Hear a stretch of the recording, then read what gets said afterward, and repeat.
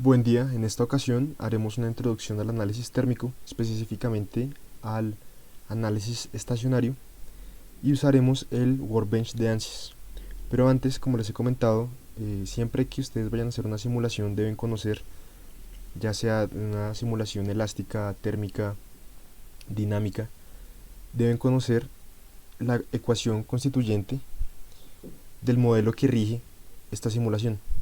Entonces, para este caso, veremos brevemente la ecuación de calor, que en su forma general se puede escribir como la variación del campo en el tiempo, del campo de temperatura, es proporcional a el laplaciano del campo de temperatura en el espacio, y hay unas constantes de proporcionalidad que van a ser la constante de conductividad térmica, la densidad y la capacidad térmica. Esas constantes, cuando se mantienen de esta forma, van a representar un coeficiente de difusión. Además va a estar el término Q, que va a ser el término fuente, y pues en una forma más compacta puedo expresar esta ecuación como el coeficiente de difusión al cuadrado, el laplaciano del campo de temperatura y el término fuente. Esto igual a la variación del campo de temperatura en el tiempo. Si nosotros solucionamos esta ecuación, tendríamos una solución de este tipo en el cual el campo va a cambiar tanto en el tiempo como en el espacio, como pueden ver acá. Para las simulaciones que vamos a hacer hoy, vamos a considerar una solución de estado estacionario, es decir, que el término temporal lo vamos a hacer igual a cero. Entonces, la solución que hallemos va a ser la solución de estado estacionario. A la ecuación, con esta simplificación se le denomina ecuación de Laplace, y pues tiene esta forma, en este caso para 2D. Como ven, hemos hecho el término temporal igual a cero. Hay que mencionar que el término Q me va a expresar, pues, o me va a representar esa fuente de calor externa, y también me puede representar, después de hacer un balance térmico en un elemento, me va a determinar cómo se lleva a cabo la transferencia de calor al interior del elemento. En este caso puede ser por conducción, donde con un delta de temperaturas y la constante conductividad térmica me van a representar o me van a definir cómo es esa transferencia de calor por conducción. Entonces recuerden la ley de Fourier para esto. También por convección vamos a tener una constante h o de convección que se suele hallar experimentalmente, y la temperatura, el delta de temperatura entre la superficie y la temperatura del fluido me van a indicar cómo se lleva a cabo esta transferencia de calor por convección. Finalmente va a haber una transferencia, o puede ocurrir una transferencia de calor por radiación, donde el calor va a ser una función de el área de la superficie emitida, la constante de Esteban-Boltzmann, los coeficientes de fusividad tanto el emisor como el receptor, y va a ser proporcional al delta de la cuarta potencia de la temperatura del emisor y la temperatura del receptor. Recuerden la ley de Esteban-Boltzmann para esto, y pues estos son los principales mecanismos de transferencia de calor que vamos a tener en esta ecuación. Y también es importante mencionar las condiciones de frontera, que pueden ser de tipo Neumann, que esto es cuando yo defino cómo es el cambio de mi variable en la frontera de este dominio, o pueden ser del tipo Dirichlet, donde defino yo no la derivada, sino la variable como tal, la defino en mi frontera. Bien importante que tengan esto claro, ya que van a ser estas las condiciones de frontera o de contorno que vamos a definir en las simulaciones de hoy. Entonces, como estamos solucionando una ecuación de estado estacionario, vamos a tener una solución de este tipo, donde la solución va a tener una forma en el espacio, pero no va a cambiar en el tiempo. Bueno, y también recuerden que el método de elementos finitos no es la única forma o el único método que podemos usar para resolver problemas de este tipo. En este caso, para resolver ecuaciones, para la forma general, ecuaciones parabólicas, que usualmente representan problemas de difusión, sino también podemos usar diferencias finitas, podríamos usar la solución analítica en ciertas condiciones, y pues en este caso el solver el módulo del Steady Thermal usará pues el método de elementos finitos, pero pues para que tengan en mente que puede haber muchos más enfoques. Y bueno, también pueden ser de implícitos, explícitos, pues ya hay, digamos que habría que tener en cuenta la estabilidad del método y la precisión. Pero pues por ahora nos enfocaremos en el uso del software. Y para ello empezaremos con este ejercicio en el cual nos piden calcular el campo de temperatura y la distribución del flujo de calor en esta tubería, la cual tiene 4 aletas para aumentar la transferencia de calor, y al interior de esta tubería va a haber un flujo de 80 grados centígrados, y el coeficiente de convección va a ser de 100 vatios sobre metro cuadrado Celsius a la menos 1, y al exterior de la tubería va a ocurrir también convección, la cual, en la cual el fluido circundante a la tubería va a tener 20 grados centígrados y un coeficiente de convección de 30 vatios sobre metro cuadrado Celsius a la menos 1. Nos dicen que analicemos una sección de 30 centímetros de longitud y que la conductividad térmica del material va a ser de 230 vatios sobre metro Kelvin a la menos 1, y que los dos extremos de la tubería están perfectamente aislados. Nos dan además las propiedades elásticas del material, como el módulo de Young de 70 gigapascales, el módulo de Poisson de 0.3 y el coeficiente de dilatación térmica de 22 por 10 a la menos 6 grados Celsius a la menos 1. Pues esto nos va a permitir hacer un análisis posterior al térmico de cómo son los esfuerzos y las deformaciones inducidas debido a esta temperatura. Entonces nos vamos a dirigir al Workbench de ANSYS. Vamos a importar el módulo de análisis estacionario térmico y procederemos a definir la geometría que nos dan en el problema. Entonces voy a crear un material X y lo definiré como un material isotrópico para su conductividad térmica. Y nos dicen que la conductividad térmica es de 230 vatios sobre metro Kelvin, que es lo mismo que sobre metro Celsius a la menos 1.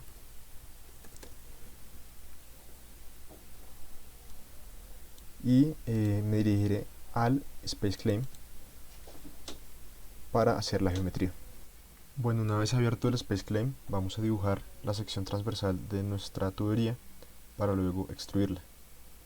Voy a trabajar sobre el plano XZ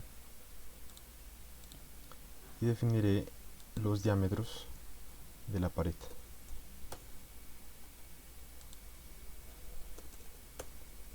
Y aprovechando la simetría que hay con las aletas, voy a pasar unas líneas por el centro que luego acotaré en relación a la vertical y la horizontal.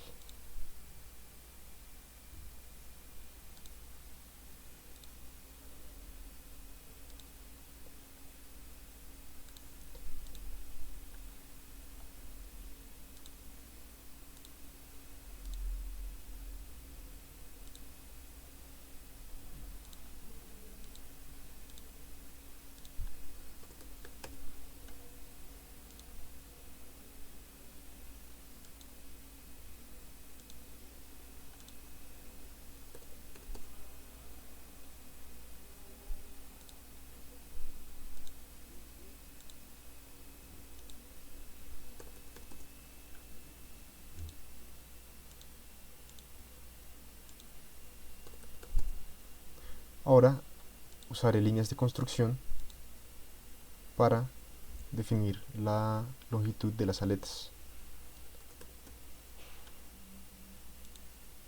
o la altura.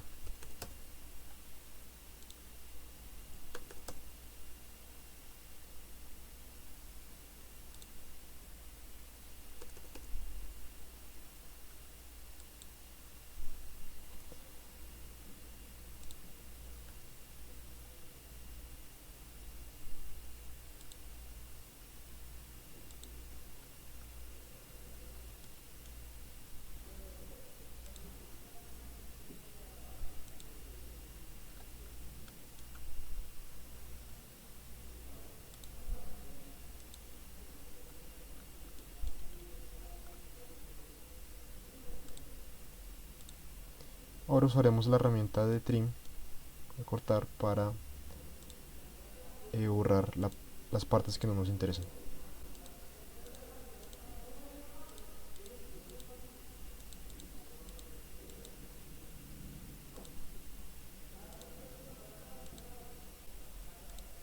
Y vamos a End Sketch. Y aquí podemos eliminar la superficie del centro. Quedamos con la exterior, que es la que necesitamos extruir. Vamos a Pool, acá, y la extruimos 300 milímetros o 30 centímetros. Y tenemos nuestra geometría que ya podemos analizar en el Mechanical, en el módulo de análisis térmico.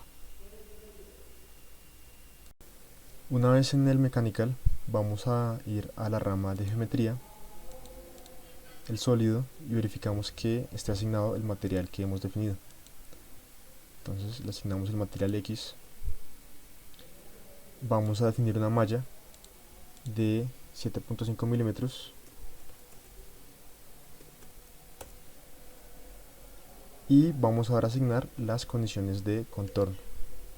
Vamos a insertar dos condiciones de convección, ¿cierto? En el interior y en el exterior. Voy a aplicar esta última. Primero el interior, voy a definir las caras interiores, que en total son 16. Entonces recuerden control.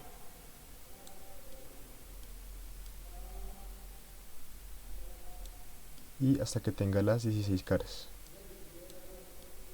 Recuerden, con control clic pueden seleccionar o adicionar más caras a su selección.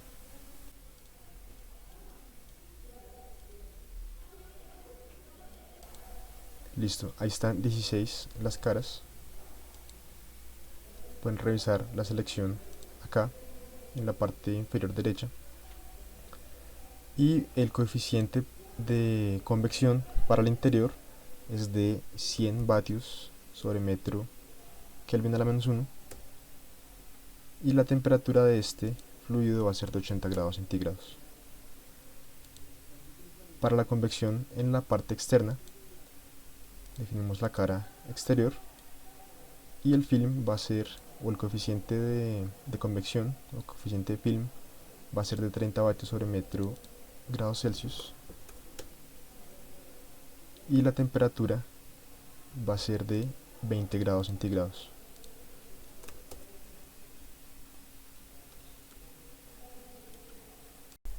Bueno, por favor noten algunas otras condiciones de contorno que hemos podido definir.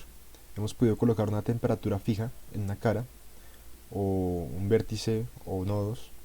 Y ahorita vamos a ver un poco cómo seleccionar o cómo crear selecciones de nodos, caras o vértices.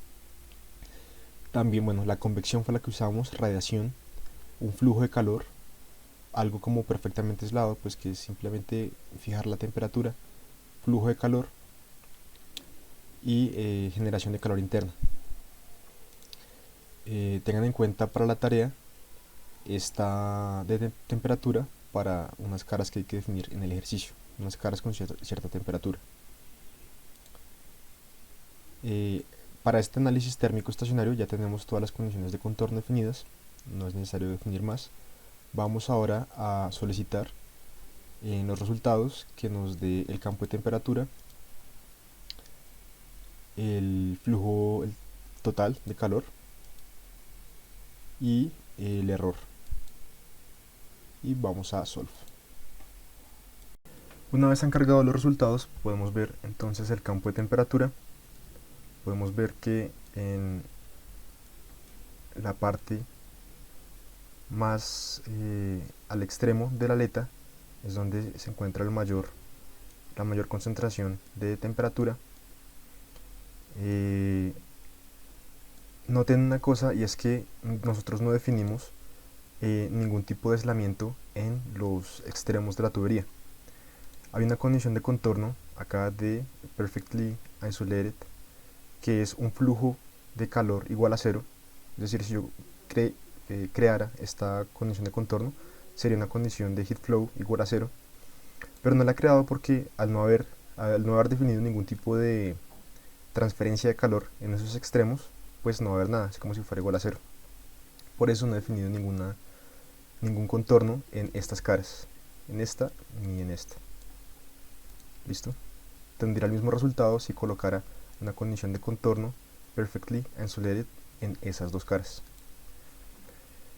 Entonces, bueno, tenemos el campo de temperatura aquí a lo largo de la tubería. Tenemos el flujo de calor, que quiero que noten que es perpendicular a las líneas, a los isocontornos de la temperatura. Miren un momento aquí la temperatura y el flujo de calor. Cada línea de flujo es perpendicular a las isotérmicas, a las líneas isotérmicas, para que tengan en cuenta eso. El flujo siempre es perpendicular a las líneas isotérmicas. Y el error térmico, pues lo que hace el programa es mirar en cada elemento, algo parecido a lo que se hace en el mallado adaptativo que hemos mirado, ver en qué elementos hay mayor gradiente en el resultado, y en esos pues va a señalar que puede haber un error ahí. Listo, miren que el flujo total de vector pues lo puedo examinar como vector o como contornos. Podríamos ver también el flujo direccional, por ejemplo en el eje X. Vamos a ver este tipo de resultado, y podemos ver acá, noten que en este extremo me indica la magnitud más alta del flujo, y aquí está esa misma magnitud pero con el signo contrario, para que no se confundan con eso. ¿Listo? Acuérdense que estamos mirando en este caso el flujo direccional en el eje X. Listo, ahora vamos a proceder a hacer un análisis estructural basados en este campo de temperatura que hemos obtenido, para ver qué esfuerzos se inducen y deformaciones debido al gradiente de temperatura. Para esto entonces podemos añadir el análisis estático estructural directamente acá en el árbol de trabajo, yendo a la ventana de Result y añadir el Static Structural. Y al hacer esto, noten que en el Workbench me ha creado un módulo en serie al que hemos realizado de estado estacionario térmico. Para yo importar los resultados, puedo linkear acá de esta forma, y se me va a ver aquí visualmente como una nueva conexión, los resultados al setup del nuevo módulo estructural. Y si nosotros nos volvemos al mechanical, va a aparecer aquí una carga importada que va a corresponder a la temperatura del cuerpo. En adición a esto, para hacer el análisis estructural, y como estamos haciendo el análisis de una tubería, nos falta definir las condiciones de contorno. Entonces van a ser condiciones de contorno como si fuera un corte, y unas que me permitan ver este comportamiento de dilatación. Entonces lo que se suele hacer es definir un frictionless support. Recuerden que aquí con el frictionless support yo voy a escoger aleatoriamente esta cara, pero podría ser la otra. Es como si hicieran un corte ustedes en la tubería. Y con el frictionless support estoy restringiendo los grados de libertad en el eje Y, los desplazamientos en el eje Y de todos estos nodos en esta cara, pero son libres para moverse en el plano XZ, como pueden ver acá. En adición a esto, debemos definir una condición de desplazamiento remoto, que lo que me va a permitir es que la tubería en esta parte se expanda de forma uniforme. Ya vamos a ver en detalle. Aquí le damos a Insert, Displace, Remote Displacement, seleccionamos la cara, seleccionamos acá el origen del punto remoto, aquí nos lo aproxima a 0, vamos a colocarlo aquí en todo el centro de la tubería. Miren que ese corresponde al punto central de esa sección de la tubería. Y para las condiciones de desplazamiento respecto a ese punto remoto, entonces lo definiremos como 0 en el plano XZ, es decir, será 0 acá, en X y Z. Noten que en Y es libre de desplazarse perpendicular a la sección transversal, y también la rotación respecto al eje Y será 0, que me permite la forma en que hemos definido estas condiciones, que el desplazamiento relativo entre nodos sea uniforme. Es decir, si yo hago la sumatoria de desplazamientos de todos estos nodos en esta cara respecto a ese punto, van a ser cero. Es decir, se van a cancelar como es radial, son los desplazamientos radiales. Estos de esta sección aquí superior se van a cancelar con los de estos aquí inferior. Entonces es eso, que todos los nodos se muevan de manera uniforme. Miren que una condición de contorno del tipo fixed support, es decir, haciendo todo aquí este desplazamiento igual a cero, ocasionaría una concentración de esfuerzos debido a la dilatación térmica. Es como si estuviera soldado a otra estructura ahí, y pues eso no, digamos que no es lo que ocurre en la realidad si analizáramos una sección muy larga de tubería. Tengan muy presente las orientaciones que hemos dado acá para definir estas condiciones de contorno para el punto remoto. ¿Listo? Fíjense en el sistema coordenado que yo estoy usando. Si ustedes lo tienen distinto, pues háganlo de acuerdo a ese sistema coordenado. Miren que acá me aparece un interrogante para el análisis estructural, y es debido a que como es un análisis acoplado y no he definido los coeficientes de dilatación térmica, entonces él me dice que falta información acá con este signo, por lo cual debemos devolvernos al Workbench, al Engineering Data, y para el material X entonces añadiremos un coeficiente isotrópico instantáneo de expansión térmica, y este será de 22 por 10 a la menos 6, entonces será 22e menos 6, y además de eso debemos definir las propiedades como el módulo elástico, acuérdense acá en Isotropic Elasticity, y el módulo de Poisson, que es de 0.3, entonces 70 gigapascales, 70E9 y 0.3 módulo de Poisson. Ahora podemos ir acá en Model y Update o Refresh Materials, y como ven ya no aparece un interrogante ahí. Ahora sí podemos resolver nuestro sistema, pero antes vamos a solicitar entonces la deformación total y los esfuerzos equivalentes de von Mises, y vamos a solucionar. Una vez encargado los resultados, podemos ver entonces los desplazamientos acá debido a ese gradiente térmico. Podemos ver la animación, podemos ver cómo es un desplazamiento uniforme. Como les comentaba, eso es lo que se busca con la condición de desplazamiento remoto, en la manera en que la hemos definido, los esfuerzos equivalentes de von Mises. Y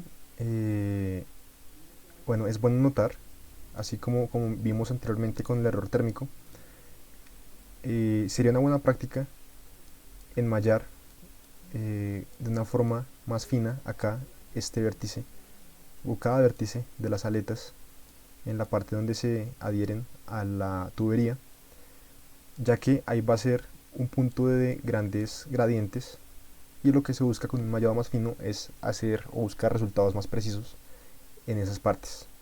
Por lo cual sería bueno, ya lo dejamos de ejercicio para ustedes, insertar un método de enmallado que puede ser un sizing en cada vértice. Yo puedo seleccionar aquí vértices y seleccionar un enmallado más fino en esas zonas. Listo, pero lo dejamos como actividad para que ustedes lo hagan. En adición a eso, quiero mostrarles una forma de seleccionar caras o nodos. Vamos a hacer lo que se conoce como name selections o selecciones de trabajo, en la cual si ustedes van a Model, Insert, Name Selection, acá yo puedo definir o cambiarle mi nombre a mi selección. Por ejemplo, digamos, si ustedes tienen un contorno especial, si trabajan con geometrías irregulares, esto es bien importante, y yo puedo hacer mi selección. Pueden ser vértices, nodos, caras, cuerpos, y eso me va a definir un lugar donde aplicar condiciones de contorno. Miren que un vértice no necesariamente es lo mismo que un nodo, ya que dependiendo cómo yo enmalle la geometría, puede ser que el nodo donde yo esté calculando la variable no coincida con el vértice. por eso hago esa distinción entre vértice y nodo. Bueno, si ustedes quieren entonces definir alguna geometría específica para un contorno, primero la malla tiene que estar bien definida. Entonces aquí voy a borrar ese método de sizing, así que aparezca con el chulito. Y entonces en mi selección, en el cuadro de propiedades donde me pide la geometría, yo puedo escoger entre vértices, aristas, caras, cuerpos, nodos, caras de elemento o el elemento completo. Miren, por ejemplo, si yo escojo acá un elemento, me coge aquí un elemento brick o hexaedro. Si cojo, por ejemplo, la cara, pues me va a seleccionar solamente las caras. Si cojo, por ejemplo, los nodos, miren ahí cómo selecciona.